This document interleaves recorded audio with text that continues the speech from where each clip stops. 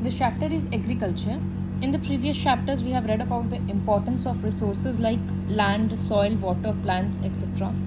इन सब के इम्पोर्टेंस के बारे में हम लोग पढ़े थे. इस चैप्टर में हम लोग एग्रीकल्चर और उसके इम्पोर्टेंस के बारे में पढ़ेंगे. ये हम लोगों को पता है कि सर्वाइव करने के लिए फूड बेसिक रिक्वायरमेंट है हर ह्यूमन बींग का. This requirement of food has led to the development of agriculture. Earlier human beings were dependent upon food gathering, hunting and fishing for the survival. पहले लोग अपना खाना जमा करते थे हंट करके, फिशिंग करके और पेड़ से जो भी मिलता था वो सब तोड़कर. Gradually they started growing crops along the river valleys. फिर हम लोगों को पता है कि पहला सेटलमेंट पानी के आसपास शुरू हुआ क्योंकि पानी से क्रॉप्स प्रोड्यूस करना ईजी था, ट्रांसपोर्टेशन ईजी था. तो which led to the beginning of agriculture. It helped ancient civilizations to flourish along the river valleys. Agriculture means cultivation of land. Land को cultivate करने का मतलब agriculture होता है. In wider terms, agriculture is the science and art of raising crops. Crops को किस तरह से raise किया जाए ताकि अच्छा production मिले. Rearing of livestock मतलब cattle. तो agriculture related जो भी animals है जैसे cow, buffalo, इस तरह से उन सबको मेंटेन करना. फॉरेस्ट्री एंड फिशिंग, ये सारा एग्रीकल्चर के अंडर में आता है. Next is what is importance of agriculture. Most of the population of the world still depends on agriculture for its livelihood. It is a major occupation of people in the developing countries of the world. जो developing countries है जैसे India, वहाँ पर अभी भी maximum लोगों का earning agriculture पर डिपेंड करता है. लोगों का मेन ऑक्यूपेशन एग्रीकल्चर है. India is an agricultural country, hence it is the backbone of our country's economic development. तो कंट्री का इकोनॉमिक डेवलपमेंट के लिए एग्रीकल्चर एक बहुत इंपॉर्टेंट रोल प्ले करता है. Agriculture not only supplies food to the people but also creates huge market for tractors, threshers, harvesters, fertilizers, pesticides and other industrial products. Agriculture से related कितना सारा market है जो और फ्लरिश होता है. अगर ज़्यादा एग्रीकल्चर होगा तो इन सब चीज़ों का ज़्यादा डिमांड होगा. तो खाली फार्मर को ही नहीं, इन लोगों को भी फ़ायदा होगा. ट्रैक्टर चाहिए, थ्रेशर चाहिए, सीड्स ग्रेन्स को अलग करने के लिए, हार्वेस्टर्स, फर्टिलाइज़र, पेस्टिसाइड, ये सारा प्रोड्यूस करने के लिए चाहिए. It helps in providing employment, कितने लोगों को नौकरी मिलता है. इरेडिकेटिंग पॉवर्टी, क्योंकि जब लोग अर्न करेंगे तो गरीबी हटेगा. Enhancing trade and earning foreign exchange, क्योंकि इंडिया का प्रोडक्ट ज़्यादा से ज़्यादा बाहर जाएगा तो फॉरेन ट्रेड होगा. Agriculture also plays an important role in strengthening global relations by encouraging international trade of agricultural products. दूसरे कंट्री के साथ जितना हम लोग ट्रेड करेंगे उतना हम लोगों का रिलेशन स्ट्रांग होगा. तो जितना एग्रीकल्चरल प्रोडक्ट्स हम लोग एक्सचेंज करेंगे उतना ज़्यादा हम लोगों का रिलेशनशिप डेवलप होगा. So these were the various importances of agriculture. Now we learn about the factors affecting agriculture.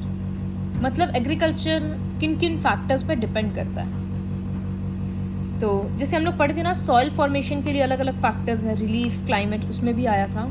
तो ठीक उसी तरह से फैक्टर्स अफेक्टिंग को दो कैटेगरी में डिवाइड किया गया है, फिजिकल और geographical factors and economic factors. So what are the topics under physical और जोग्राफिकल फैक्टर्स. रिलीफ, लैंड कैसा है उस पर डिपेंड करेगा कि एग्रीकल्चर कैसा होगा. तो हम लोगों को पता है कि प्लेन्स ज़्यादा सूटेबल होता है एग्रीकल्चर के लिए, तो इसीलिए नॉर्दर्न प्लेन्स में एग्रीकल्चर का ज़्यादा काम होता है. Density of population is generally high in plains. This helps in providing cheap labour and market for farm products. वहाँ पॉपुलेशन इतना ज़्यादा है कि लेबर मिलना काफ़ी ईजी काम है. Moreover, it is easier to use modern equipments on plain regions, whereas it is difficult to use machines on rough topography. Plains में कोई भी मशीन को यूज़ करना काफ़ी easy होता है. Hills में, plateaus में थोड़ा problem होता है. The river basins and deltas are more suitable for agriculture than mountainous regions. Obviously, river और delta के कारण बहुत सारा minerals वहाँ के soil में present होता है, तो soil fertile होता है. तो ये रोल था रिलीफ फीचर्स का. Next is climate. Agriculture is highly sensitive to climate variability.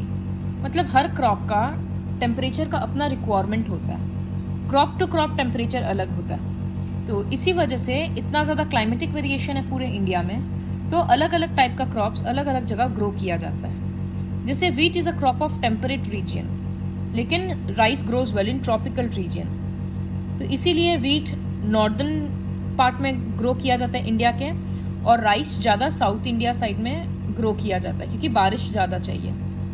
Growing season is long in equatorial and tropical regions as compare to the same in temperate regions. Equatorial और tropical regions में plants को grow करने में ज़्यादा time लगता है as compare to temperate regions. Next is soil. Soil जहाँ पर ज़्यादा मिनरल्स होगा, जहाँ ज़्यादा ऑर्गेनिक मैटर होगा, वो एग्रीकल्चर के लिए ज़्यादा फेवरेबल होगा। केमिकल कॉम्पोजिशन और जो फर्टिलिटी है सॉइल का, वो भी प्लेस अलग अलग होता है, और हर क्रॉप का सॉइल का भी अपना रिक्वायरमेंट है। ये हम लोगों को ऑलरेडी पता है। जैसे किसी क्रॉप को, जैसे कॉटन को ब्लैक सॉइल चाहिए, जूट को एलुवियल सॉइल चाहिए, तो इस तरह से अलग अलग रिक्वायरमेंट्स होता है। Next category is economic factors. Economic factors में क्या क्या आता है? Size of land holding. The size of farms affects the agricultural pattern and the yield per hectare.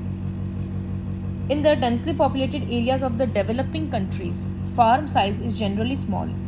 जो कंट्री बहुत डेवलपिंग स्टेज में है, पॉपुलेशन ज़्यादा है, वहाँ पर किसी भी फार्मर का फार्म छोटा होता है। तो इस और क्या प्रॉब्लम होता है कि लॉ ऑफ सक्सेशन है। जब उस फार्मर का डेथ हो जाएगा तो वो एक ही फार्म और डिवाइड हो जाएगा उसके फैमिली मेम्बर्स में। फिर इस तरह से लॉ ऑफ सक्सेशन के कारण वो फार्म फर्दर डिवाइड होते होते बहुत छोटा छोटा प्लॉट मिलता है लोगों को, तो उसमें एग्रीकल्चर करना प्रॉफिटेबल नहीं होता।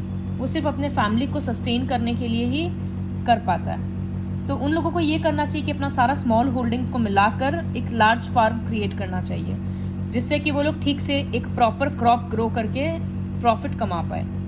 बट वो चीज़ नहीं होता। तो साइज ऑफ लैंड होल्डिंग्स बहुत इंपॉर्टेंट है ये डिसाइड करने में कि एग्रीकल्चर प्रॉफिटेबल होगा या नहीं। Next is labor. The availability of labor has great influence on cropping pattern of a region. The labor requirement varies with different crops. Generally, India में seasonal unemployment बहुत देखा जाता है, जिससे जब क्रॉप्स सो करना है और क्रॉप्स को हार्वेस्ट करना है तो उसमें बहुत लेबर का ज़रूरत होता है। लेकिन जब क्रॉप्स का ग्रोइंग पीरियड चल रहा है, जब वो खुद से ग्रो हो रहा है, तो वो उस टाइम पे लेबर का ज़रूरत नहीं है, तो उस टाइम पे अनएम्प्लॉयमेंट क्रिएट हो जाता है। तो ये एक बहुत प्रॉब्लमेटिक सिचुएशन है रिलेटेड टू एग्रीकल्चर कि वो पूरे साल तक एम्प्लॉयमेंट प्रोवाइड नहीं करता है। सीजनली जिस सीजन में ज़्यादा वर्क होगा उस टाइम पे ज़्यादा एम्प्लॉयमेंट मिलेगा। The farmers of Punjab greatly depend on migrant labourers for growing wheat and rice crops. Wheat और राइस का इतना कल्टिवेशन है कि आसपास के स्टेट से भी वर्कर्स जाते हैं पंजाब में एग्रीकल्चर के लिए।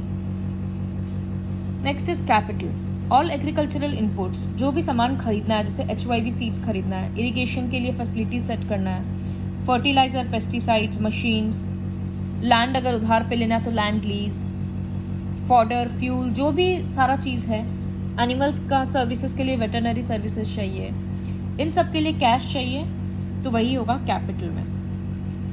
न्यू टेक्नोलॉजी अगर कोई यूज़ करके करता है, जैसे इरिगेशन के लिए ड्रिप इरिगेशन वगैरह यूज़ करेंगे, तो उसको सेट करने में और एक्सपेंसिव और ज़्यादा खर्चा होता है। तो कैपिटल डिटरमाइन करता है कि कोई फार्मर कितना इनपुट उसमें दे रहा है, वो जितना इन्वेस्ट करेगा उसको रिटर्न में भी उतना ही मिलेगा। So these are the various factors that affects agriculture. Next is types of agriculture. Agriculture basically दो ब्रॉड कैटेगरी में डिवाइड किया गया है, सब्सिस्टेंस एग्रीकल्चर और कमर्शियल एग्रीकल्चर। किस पे डिपेंड करता है कि कैसा होगा? सबसे पहला ज़मीन कैसा है, टेरेन, क्लाइमेटिक कंडीशन कैसा है, और थर्ड फैक्टर है इकोनॉमिक बैकग्राउंड। तो दो ब्रॉड कैटेगरी है, subsistence agriculture, commercial agriculture. Subsistence agriculture further तीन है, नोमैडिक हर्डिंग, जो नाम से समझ में आ रहा है नोमैड्स फॉलो करते हैं, शिफ्टिंग एग्रीकल्चर जिसके बारे में हम लोग थोड़ा बहुत जानते हैं, और इंटेंसिव सब्सिस्टेंस एग्रीकल्चर। फिर कमर्शियल एग्रीकल्चर में extensive agriculture, plantation, livestock ranching और डेयरी फार्मिंग, सबके बारे में हम लोग पढ़ते जाएंगे। तो सबसे पहला टॉपिक है सब्सिस्टेंस एग्रीकल्चर। ये काफ़ी पुराना मेथड एग्रीकल्चर का। छोटे छोटे फार्मर्स लोग अपना छोटा ज़मीन में करते थे ताकि वो जो क्रॉप्स प्रोड्यूस कर रहे हैं या तो वो उनका फैमिली के लिए सफिशिएंट है या अपने कम्युनिटी को खिलाने के लिए। वो लोग लार्ज स्केल में प्रोड्यूस नहीं कर सकते। In this type of agriculture farmers grow a wide range of crops based on the anticipated needs of their families और द कम्युनिटी। उनके फैमिली मेम्बर्स को क्या ज़रूरत है या उनके कम्युनिटी को क्या ज़रूरत है, वो लोग वही क्रॉप ग्रो करते हैं। Many farmers trade their excess crops and life stocks for buying required goods. फिर जो थोड़ा बहुत क्रॉप एक्स्ट्रा हो जाता है या लाइफ स्टॉक एक्स्ट्रा हो जाता है, उसको वो लोग बेचकर नेक्स्ट टाइम का सीड्स वगैरह खरीदने का रुपया जमा कर लेते हैं। सबसिस्टेंस एग्रीकल्चर जो 3 ब्रॉड कैटेगरी है वो हम लोग पढ़ेंगे। First is nomadic herding. इसमें लोग अपने एनिमल्स के साथ एक जगह पे दूसरी जगह जाते रहते हैं in search of fodder for their animals. Generally वो ऐसा एनिमल्स रखते हैं जिससे उनको फ़ायदा हो, जैसे कैटल, शिप, गोट्स, कैमल्स या मिल्क, स्किन, मीट, वुल, ये सब मिलता है। It is common in parts of central and western Asia, east and south west Africa and northern Eurasia. India में जैसे नोमैडिक ट्राइब्स का नाम है भूटियाज और Gujjars. Next is shifting agriculture. इसको स्लैश एंड बर्न एग्रीकल्चर भी बोलते हैं, ये हम लोगों को ऑलरेडी पता है। फॉरेस्ट का एक पार्ट क्लियर कर दिया जाता है, फिर वहाँ पर एग्रीकल्चर किया जाता है। जब तक सॉइल फर्टाइल है तब तक रहेगा। सॉइल जैसे ही अपना फर्टिलिटी लूज करता है, वो लोग उस जगह को छोड़कर फिर दूसरे जगह पे चले जाते हैं। तो इसको शिफ्टिंग एग्रीकल्चर बोला जाता है। ये खुद से पढ़ लेना कि कहाँ कहाँ पर है, बट इसमें ज़्यादा प्रॉफिट नहीं होता। बस यही है कि उन लोगों का बेसिक रिक्वायरमेंट्स पूरा हो जाता है। Next is intensive agriculture, intensive subsistence agriculture. So this type of agriculture is characterized by high input per unit of land.